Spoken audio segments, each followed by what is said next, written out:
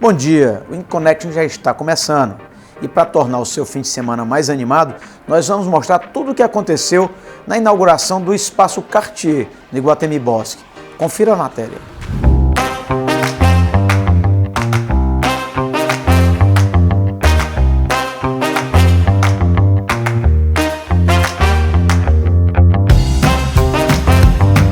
Joia, sempre inovando e trazendo as melhores marcas aqui para Fortaleza. E hoje nós vamos conhecer o novo espaço Cartier aqui na loja do Iguatemi.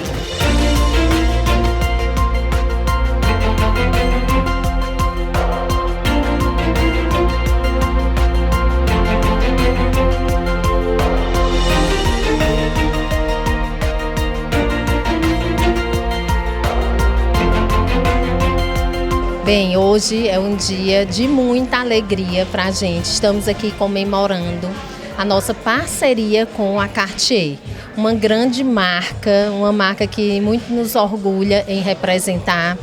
E hoje nós estamos inaugurando esse espaço, é o Shopping Shopping. O que é isso? É uma marca dentro de outra marca. Cartier junto com Thalis Joias, um espaço que foi todo feito Cartier e Thalis Joias, com os arquitetos todos da Cartier, todos franceses, uma equipe que vem de fora para planejar a melhor forma, o melhor espaço, para a gente realmente garantir ao nosso cliente a melhor experiência Cartier. Ou seja, onde você estiver, sabe, no Brasil e no mundo, e aqui no Ceará, que é o caso, você vai ter a mesma experiência, com a mesma elegância, com o mesmo requinte, com o mesmo conforto. É isso que nós queremos proporcionar aos nossos clientes, amigos. A abertura do Espaço Cartier ainda contou com um coquetel para convidados especiais, trazendo os estimados relógios para a capital cearense e toda a experiência e exclusividade com o padrão mundial da marca francesa.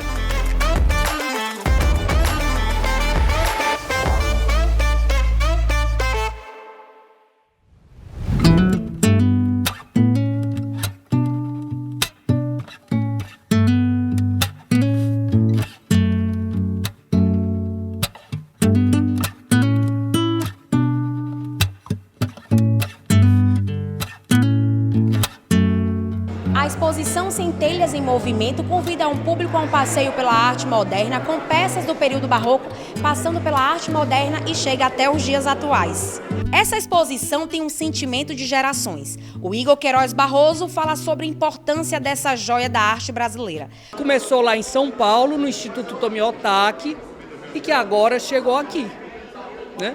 Na minha terra, na fundação que os meus avós criaram há 50 anos atrás. É uma honra e uma glória para mim estar aqui.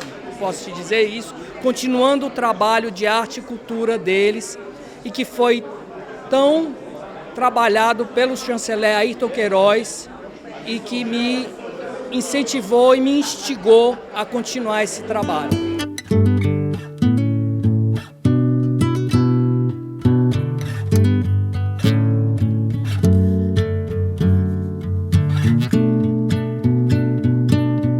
Essa mostra estava em São Paulo e desembarca em Fortaleza no Espaço Cultural Unifor.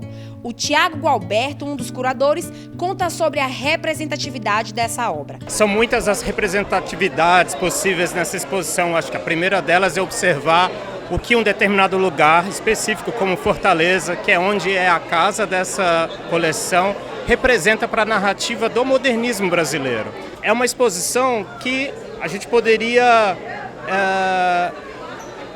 encontrar em museus, em coleções de grandes museus, mas ela está numa coleção particular.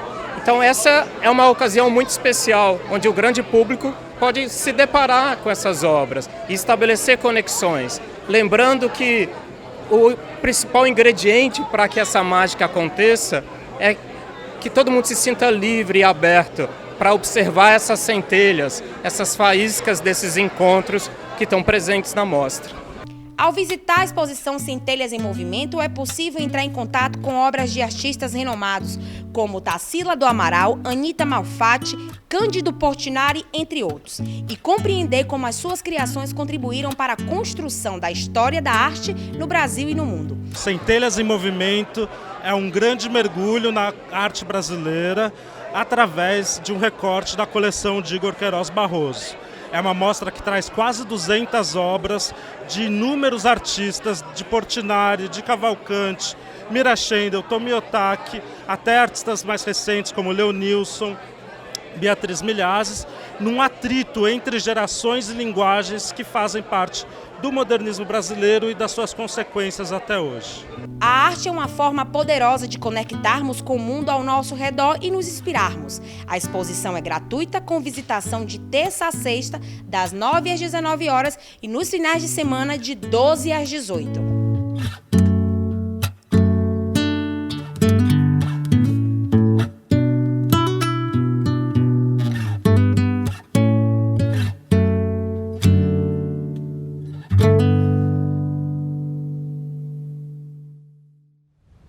Acompanhe agora o Flash In, onde você vai ver os melhores acontecimentos do raio cearense neste último fim de semana. E vamos começar com curiosidades.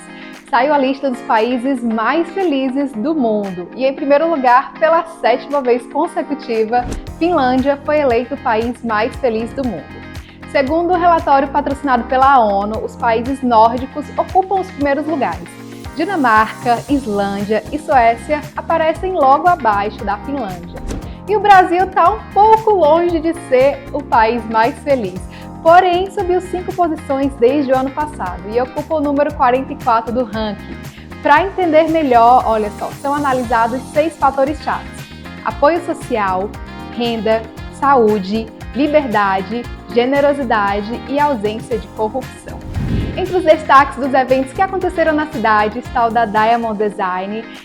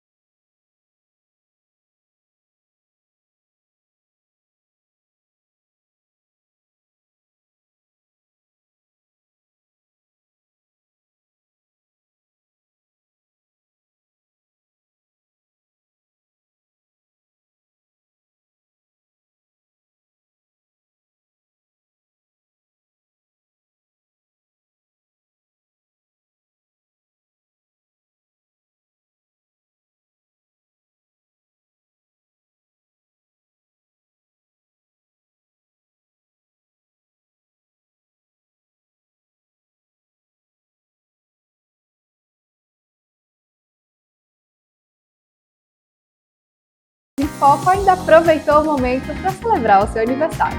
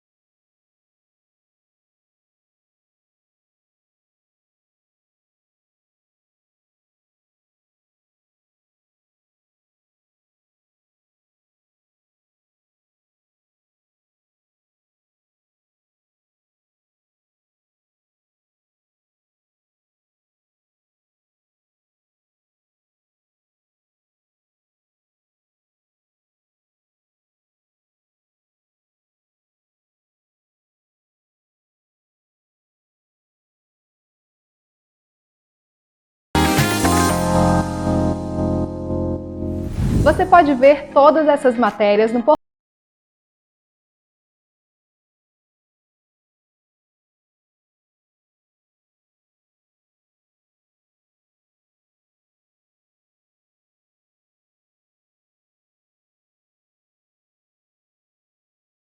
dia com um line-up 100% feminino em todos os palcos. E sim, a tão aguardada Mariah Carey virá para o Brasil. Brasil, estou chegando! I'll see you soon! E além dela, a icônica Cyndi Lauper também marcará presença no festival.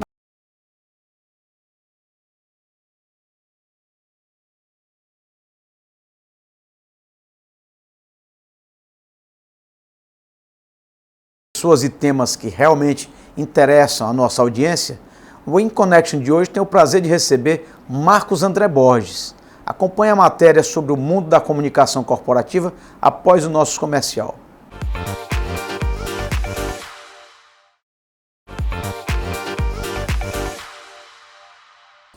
O InConnection de hoje tem o prazer de receber este grande comunicador, o empresário, fundador e CEO da VSM Comunicação, essa grande empresa que está completando 35 anos de sucesso. Marquinhos, seja muito bem-vindo, meu irmão. Peuzinho, prazer estar aqui no InConnection, prazer enorme. Sou um espectador assíduo aqui do programa, acompanho seus projetos de sucesso. É uma satisfação enorme, né? A gente poder aqui estar hoje batendo um papo sobre essa trajetória, sobre o mercado de comunicação corporativa, né? E Marquinhos, como é que você consegue estar no topo depois de 35 anos? O que você faz para se reinventar sempre? Pois eu costumo dizer, né, tem uma frase que eu costumo dizer que para se manter uma tradição de sucesso, o segredo é sair do tradicional. Ou seja, se reinventar a cada dia, né? Eu digo sempre que nós somos pioneiros por sermos inovadores e somos longevos por estarmos em constante transformação. Eu acho que esse é o segredo. Eu acho que qualquer empresa de que ela entra numa zona de conforto, que toda empresa atinge uma curva ascendente de maturidade, é o momento em que ela tem que se reinventar em termos de capacitação, sua própria, dos seus colaboradores, em investimento em tecnologia, em inovação, em novos serviços. Então é isso que a gente procurou fazer ao longo desses anos. Você falou numa palavra que está muito na moda, né? É super atual, é inovação na veia, mas está mexendo com todo o mercado, não só de comunicação, que é a inteligência artificial. Né? Como é que o ChatGPT, a inteligência artificial, tem afetado o mercado de comunicação corporativa? Tem impactado assim, de uma forma muito contundente. Inclusive, hoje mesmo eu estava lendo uma entrevista lá do Silvio Meira, lá do Porto Digital, lá de Pernambuco, né, que é um cara genial, né, disruptivo. Ele falando que quem não se atualizar, quem não entender que a inteligência artificial ela veio para ficar, né? Ele disse que antes as transformações duravam, até chegar em Platão, eram 1.200 anos. Hoje ele diz que nós estamos há 1.200 dias de ter uma transformação gigantesca de inteligência artificial. E nós já estamos no ano 400. Já caminhamos um terço. Ainda tem gente que não entendeu esse processo. Hoje a inteligência artificial, hoje tem o BI também, análise de dados também, são duas ferramentas importantíssimas para você customizar a sua comunicação, para mensurar resultados e para entender o que os seus clientes e todos os stakeholders, né, todos os seus pontos de interesse, o que é que interessa para eles. Não tem mais espaço para... A gente tinha a pretensão, enquanto comunicador, de a gente achar que a gente sabia dos públicos de interesse. Não, eu sei o que é que fulano quer, então é uma forma até um pouco arrogante, né? Hoje tudo é em termos de pesquisa, em termos de BI, você tem que trabalhar com inteligência artificial, cada vez mais o mercado não comporta mais empirismo, né? E a velocidade da informação, Marquinhos? Como é que hoje é tratado isso da agência de notícia para distribuidor dessa notícia, que são vocês? Olha, a instantaneidade da informação está cada vez maior, né? Você vê que todos os veículos hoje estão online. Você é um exemplo disso, né? Um grupo de comunicação que você está à frente. E não só numa agenda positiva, que as notícias ficam frias, né? E perdem o interesse jornalístico rapidamente, como também numa crise. Na geração de crise, hoje também a instantaneidade é um desafio para as agências de comunicação corporativa, né? Porque a partir do momento que se estabelece uma crise, você não trata mais a crise apenas nos veículos offline tradicionais. Você tem que tratar nos veículos de comunicação tradicionais no mundo online e tem que tratar também nas redes sociais. Com toda certeza. Entre os influenciadores e tal. Eu digo sempre que, costumo dizer que a reputação que nós trabalhamos é um ativo intangível, imensurável. Eu digo que é o ativo mais valioso que tem numa empresa pública, privada ou nas pessoas. Que é o seu nome, a sua marca, a sua imagem. Então, é muito importante como a gente trata isso, né?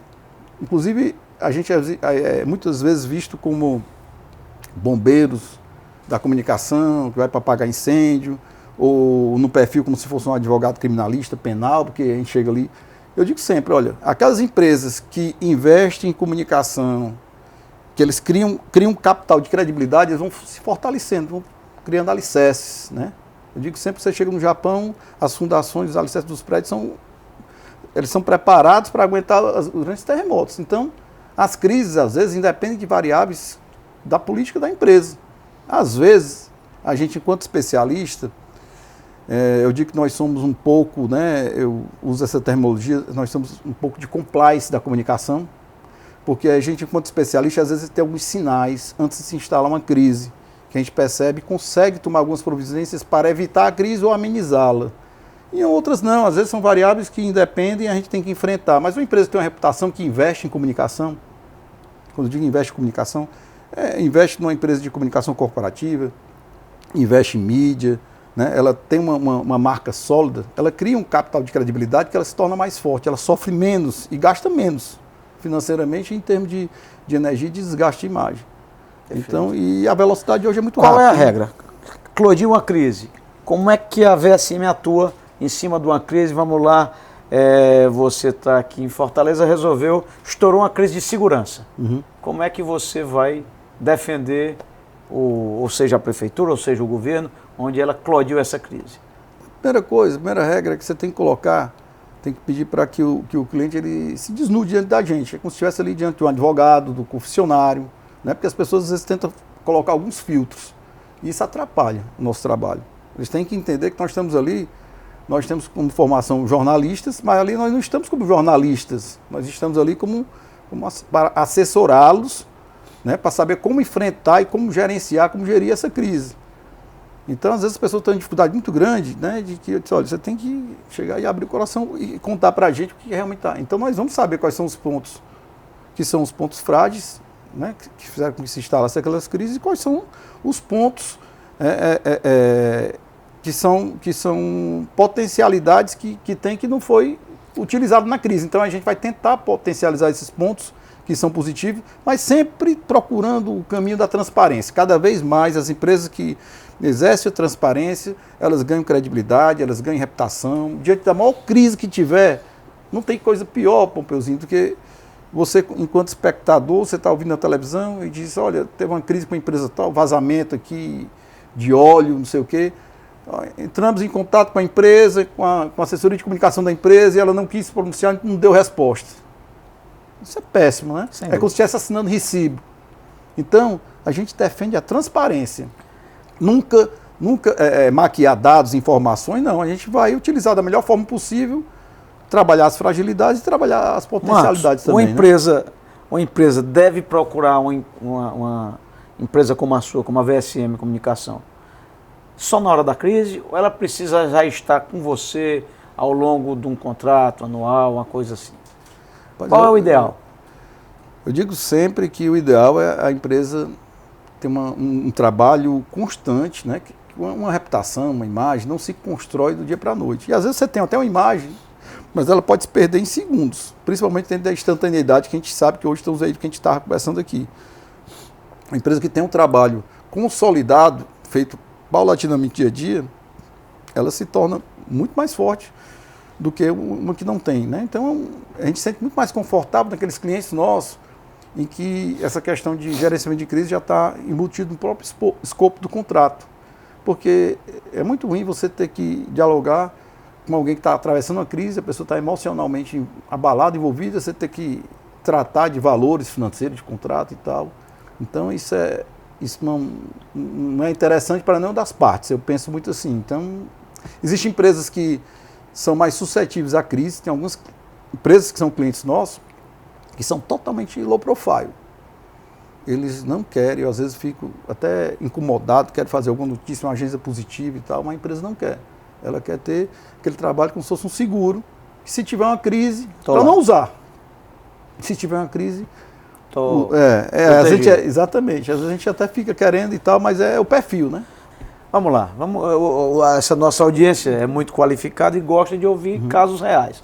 Você está vindo de fora, é um CEO da empresa. Pronto, o Jonas, que acabou de assumir agora como CEO da Pague Menos. O cara vem de fora, ainda não conhece o mercado local e ele está no Ceará, veio da Austrália. Ele precisa de uma empresa como a VSM do lado dele para fazer o quê? Eu acho que é importantíssimo por tudo que nós conversamos aqui, porque o mercado é globalizado, mas cada vez ele requer uma comunicação mais customizada, que entenda as especificidades, a cultura de cada região, de cada veículo, cada perfil. Eu acho importantíssimo, seja com a VSM Comunicação, seja com outra agência, mas acho fundamental de que haja essa preocupação. Tanto é que uma empresa de fora, quando vem fazer um trabalho aqui, por exemplo, uma agência de comunicação corporativa, ela não consegue ter o mesmo resultado se ela não fizer em parceria com a agência daqui. Você falou do nome que eu gosto, parceria. Como é que são essas parcerias com as agências da VSM, com as agências de outros estados, outras regiões? Rapaz, a gente hoje faz parte da única rede constituída de agências de comunicação corporativa que tem representação em todas as capitais do país. Então isso facilita muito.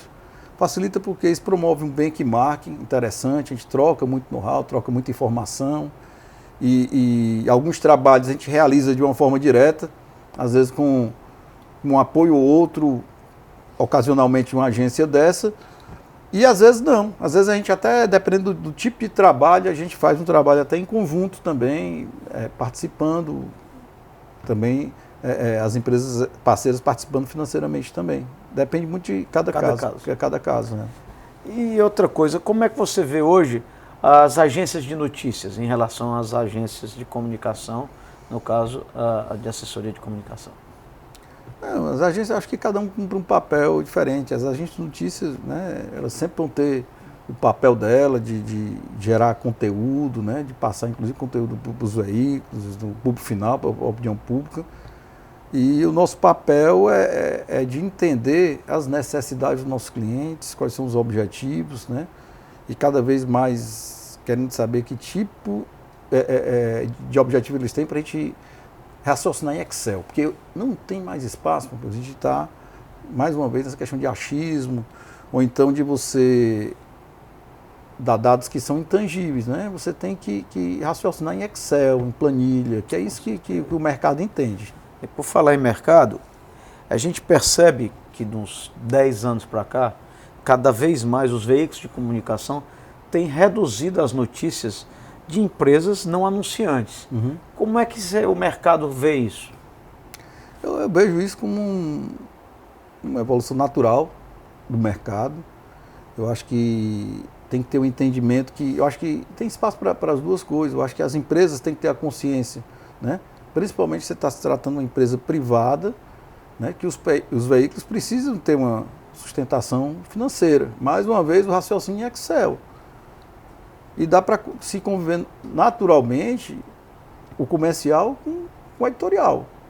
Mas tem que ter um entendimento de que é importante, isso a gente costuma dizer para os nossos assessorados também, porque são duas coisas que não conflitam, né?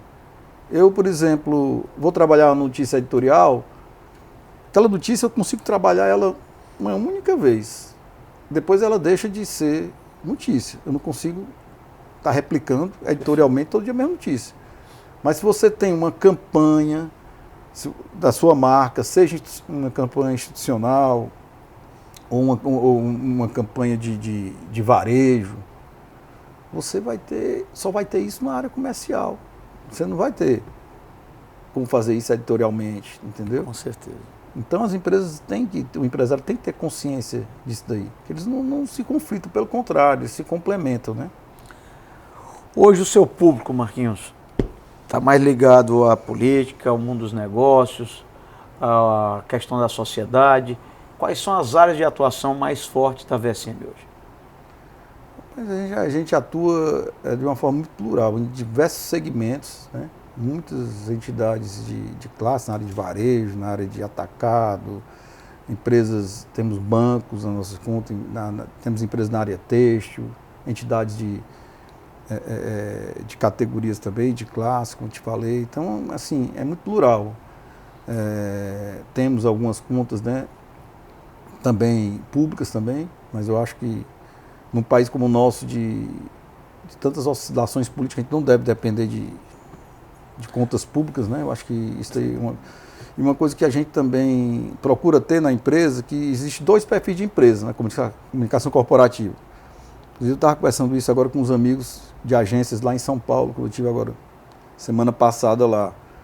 Existem aquelas empresas que querem ter uma quantidade enorme, né, de clientes, e isso às vezes tem uma rotatividade tal, muito grande, mas às vezes não consegue dar um atendimento personalizado, né, como deveria ser.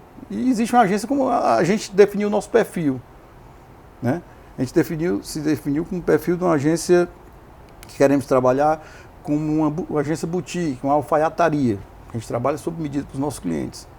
Então a gente tem um filtro mais ou menos do perfil de clientes que a gente possa atender bem da forma que a gente se propõe a ser, né? Chega um momento de maturidade que você não quer, às vezes, ter a maior carteira, você quer ter o melhor atendimento. Então é assim que a gente se propõe nesse momento que hoje a VSM se encontra. Marquinhos, o tema é palpitante, ele move e mexe com os interesses de toda a população, né? Afinal, comunicação é o nosso dia a dia, redes sociais e tudo que está acontecendo, a informação sempre é uma vertente primorosa, porque ela chega na frente. E eu queria agradecer você por esses esclarecimentos, parabenizá-los pelos 35 anos da VSM e dizer que nós aqui na Band, no Inconect, estamos sempre de portas abertas para recebê-lo e não vai faltar oportunidade para falar de tanto assunto bom. Pois eu que agradeço pela oportunidade aqui no Inconnection, pela parceria que nós temos aí de longas datas, né? Que não é de hoje também, e foi uma satisfação enorme falar para esse seu público tão seleto sobre um assunto que me entusiasma tanto. Se deixasse, a gente entraria pela madrugada aqui. Vamos ter que fazer um podcast outro dia, porque aí verdade. A gente fala, né, a noite toda. E o Inconnection se despede de Marcos André Borges e aguarda você novamente no próximo sábado para mais uma grande entrevista.